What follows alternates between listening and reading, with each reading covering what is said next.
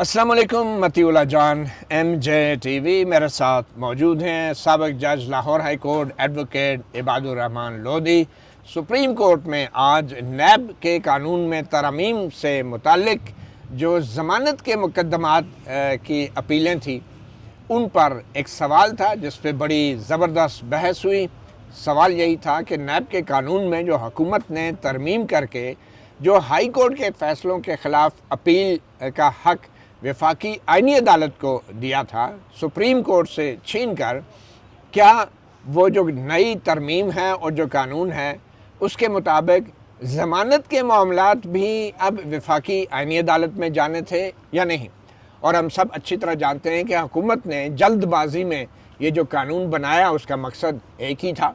साबिक वज़ीर आज़म इमरान खान और उनकी अहलिया बुशरा बीबी को नैब के अलकादर ट्रस्ट केस में जो सज़ाएँ हुई थी उनके हवाले से, ज़मानत के हवाले से सज़ाओं की मुअत्तली के हवाला वो अलग है या वही ज़मानत का ही होता है? वो भी नहीं, वो अलग है, वो अलग है। लेकिन ज़मानत के जो मामलात हैं वो तरमीम का मकसद ये था कि वो जो वफाकी आईनी अदालत जिनके जजों को वज़ीर आज़म शहबाज शरीफ ने तैनात किया है उसके पास ये अपीलें जाएँ।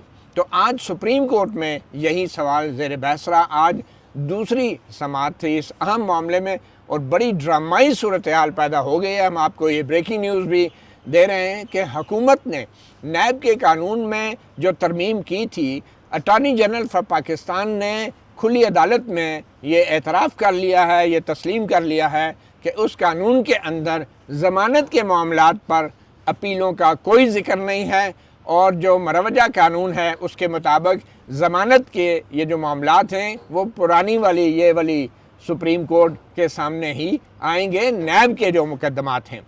तो ये एक बहुत बड़ा एतराफ़ है अपनी गलती का, मगर ये एतराफ़ तब हुआ जब एडवोकेट इबादुर रहमान लोधी ने जो नैब के कानून में तरमीम करने वाली शिक थी 32A उसको पढ़ के सुनाया और कहा कि इस शिक के अंदर सिर्फ़ हाई कोर्ट में नैब के उन मुकद्दमात के अंदर हतमी फ़ैसलों के ख़िलाफ़ अपील का जिक्र है जो आईनी अदालत में जाएंगे, ज़मानत के मामलात का जिक्र किया ही नहीं गया। और इसी बात को अटॉर्नी जनरल ने तस्लीम किया। मगर जस्टिस मोहम्मद अली मज़हर का इब्तदाई तौर पे ये मौक़िफ़ था कि जो नई तरमीम है उसमें नैब के मुल्ज़मान को दूसरी अपील का हक़ दिया गया है। तो उस दूसरी अपील के हक़ के अंदर पोशीदा है कि हर किस्म के नैब की जो अपीलें चाहे ज़मानत की भी वो आईनी अदालत में जाएंगी, क्योंकि सुप्रीम कोर्ट में तो पहले भी ज़मानत की अपील दायर नहीं की जा सकती थी बल्कि ज़मानत की अपील दायर करने की इजाज़त मांगी जाती थी, जिसको कहते थे लीव टू अपील की पटिशन, यानी हमें इजाज़त दी जाए अपील दायर करें। और जस्टिस मोहम्मद अली मज़हर के से हटके जस्टिस मुसर्रत अली शुरू दिन से बड़े वाज़ेह थी और उन्होंने ये कहा कि जो ज़मानत के मामलात हैं वो मरकज़ी मुकदमे से नहीं जुड़े, उनका ताल्लुक़ फेयर ट्रायल से है, बुनियादी हकूक़ से है और आज़ादियों से है, लिबर्टी से है।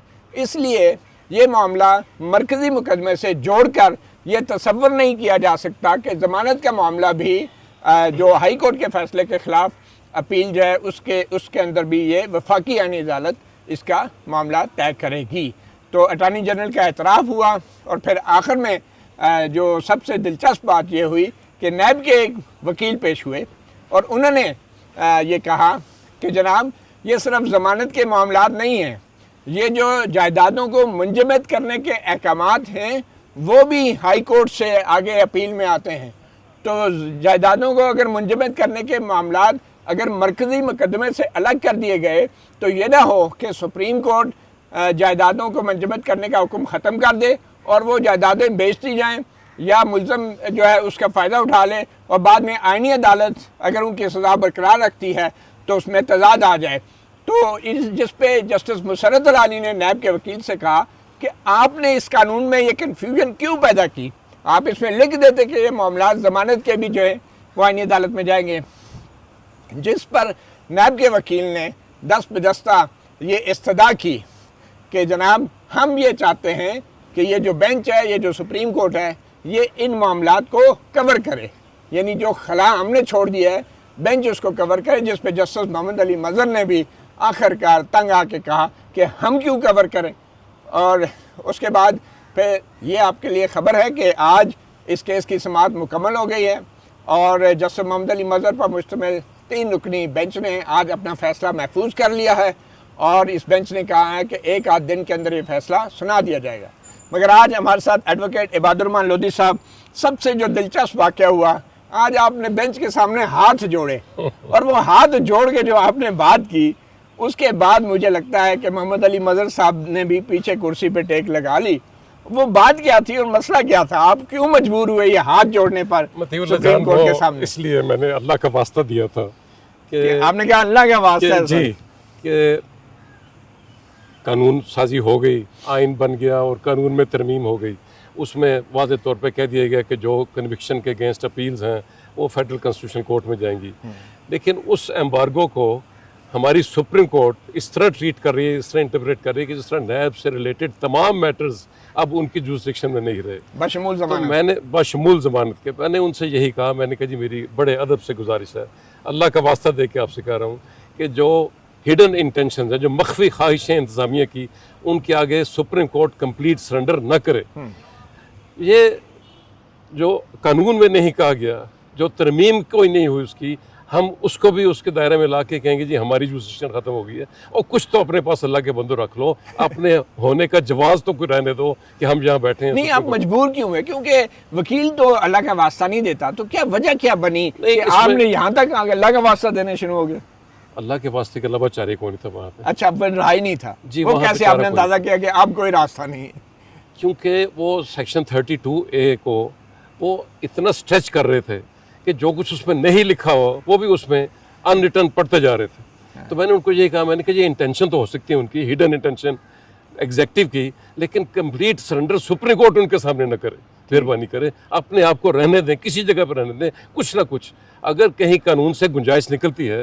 جو بار بار مجھے جسٹس محمد علی مظہر کہہ رہے تھے ہم درمیانی راستہ دیں, تو میں ان کو درمیانی راستہ دے رہا تھا. میں نے کہا شریعت لاز کے تحت بھی 79 سے اپیلز جاتی تھی شریعت کورٹ میں, اور بیل سے ریلیٹڈ میٹر سیشنز کورٹ کے بعد ہائی کورٹ میں, اور ہائی کورٹ سے بعد آپ کے پاس آتے تھے. پھر ان کو 2005 کی اور 2004 کی ججمنٹس سپریم کورٹ کی دیں کہ بیل میٹرز آپ نے ڈیل کیے تھے, اپیلز آپ کے پاس شریعت کورٹ کے پاس. اچھا, ایک بیل میٹر تو سپریم کورٹ میں خود جسٹس محمد علی مظہر نے اس ترمیم کے آنے کے بعد 18 مارچ 2026 کو بھی بیل میٹر ڈیسائیڈ کیا. نہیں, محمد علی مظہر نہیں تھے. کون تھے سپریم کورٹ میں؟ کوئی اور جی سپریم کورٹ تھا, جسٹس نعیم اختر خان تھے اور جسٹس میاں گل حسن اورنگزیب تھے, ان کا بینچ تھا. وہ کرمنل پٹیشن 370 اور اٹارنی جنرل نے تسلیم کیا, یہ بھی نیب نے تسلیم کیا. ہاں جی, ہماری جورسڈکشن کو سرنڈر کیا سپریم کورٹ کی, سپریم کورٹ نے میرٹس پہ وہ بیل گرانٹ کر دی.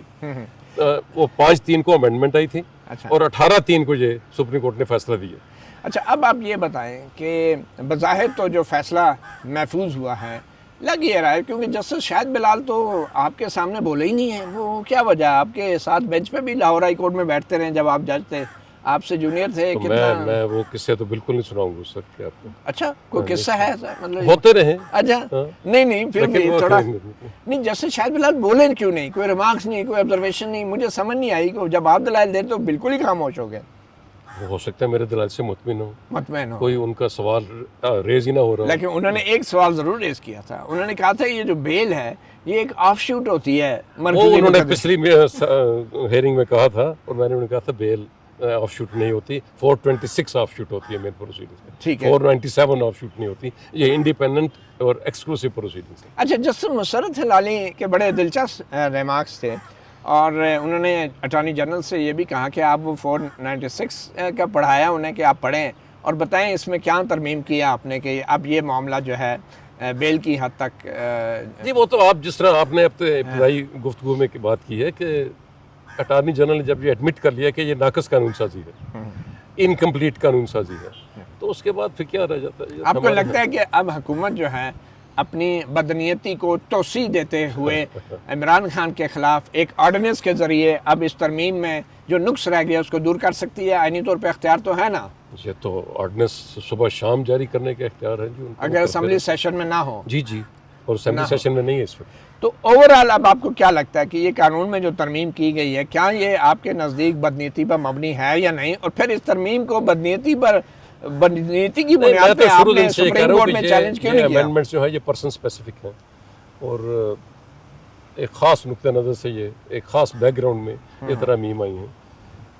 वो मेरा क्लाइंट तो गंदम के साथ घुन पिसने वाली बात है, वो उस बड़ों के लड़ाई में, वो हाथियों की लड़ाई में ये चूंटी भी रास्ते में आ गई है। लेकिन चूंटी ने नुकेल डाल दी हाथी की सूंड में जाके। नहीं, चूंटी अगर किसी वक्त किसी मुनासिब जगह पे पहुंच जाए तो वो मुनासिब जगह पे, बिल्कुल। अच्छा सर, ये बताएं कि अब क्या होगा? मिसाल के तौर पे दो सूरतें हैं। एक तो ये कि सुप्रीम कोर्ट कहे कि नहीं जी ये तरमीम ठीक है और ये अपील आईनी अदालत में जाएगी। ऐसी सूरत में ऑब्वियसली फिर मामला ख़त्म हो जाएगा जैसे हुकूमत कह रही है, जो कि मुश्किल नज़र आता है आपके दलाइल के बाद। दूसरा ये अगर सुप्रीम कोर्ट कहती है कि ये अपील जो है ये सुप्रीम कोर्ट ही सुनेगी, तो फिर इसके अपील जो जमानत Yes. हाँ बिल्कुल, Yes. जमानत की जो अपील है ये सुप्रीम कोर्ट ही सुनेगी। तो अब इसके बाद जितने भी नैब के मुकदमात में जो ज़मानत की दरख्वास्तें होंगी, जो कि इमरान खान की भी हैं और दीगर भी होंगी, वो सब के सब इसमें ऐड कर लें आप, सिर्फ जमानत की दरखास्तें नहीं, जो इंटरम ऑर्डर्स हैं जिनसे जो प्रोसीडिंग्स अराइज हो रही हैं और 199 की पिटीशन नहीं है हाई कोर्ट में, 199 की पिटीशन है तो वो ला मोहल्ला वहीं जाएगी फेडरल कॉन्स्टिट्यूशन कोर्ट ठीक में। है। अगर 199 के अलावा किसी और प्रोविजन के तहत कोई प्रोसीडिंग्स हैं तो वो यहाँ पे आएगी 185(3) में। अच्छा, वो जो नैब 185(3) की जो सेक्शन एक्सक्लूड नहीं की गई है अभी, कुल्लू हम तस्लीम करते हैं वो, ये सारा मौजूद। अब वो जो नैब के वकील ने कहा था कि जायदादें फ्रीज करने के भी ऑर्डर्स हैं, क्या वो भी अब सुप्रीम कोर्ट में ही आएंगे? उनके खिलाफ अपील है? अभी तक लीगल प्रोविजन तो यही है कि यही आएंगी। अच्छा, सुप्रीम कोर्ट में आएंगी। बहुत शुक्रिया एडवोकेट इबादुर रहमान लोधी। एक बड़ी ड्रामाई सूरत हाल सुप्रीम कोर्ट में फ़ैसला महफूज कर लिया है इस बात पे कि क्या नैब के मुल्ज़मान की ज़मानत की दरख्वास्तें सुप्रीम कोर्ट सुनेगी या आईनी अदालत सुनेगी नैब के कानून में नई तरमीम के बाद, और एक आध दिन में फ़ैसला आ जाएगा। मगर सबसे बड़ी डेवलपमेंट ये है कि attorney general barrister Mansoor Usman Awan ने खुली अदालत में ये तस्लीम कर लिया है, ये एतराफ़ कर लिया है कि नैब के इस तरमीमी कानून के अंदर सुकम है और इसके अंदर बराह रास्त ज़मानत का ज़िक्र नहीं है कि ज़मानत की अपीलें जो है कौन सी अदालत सुनेगी। और ये उन्होंने माना है कि अगर ये ज़िक्र हो जाता था मुनासिब था, मगर इस कानून में नहीं है। बहुत शुक्रिया एक बार फिर। मतिउल्लाह जान, MJ TV से इतना ही, इजाज़त दीजिए, अल्लाह हाफ़िज़। Thank you very much.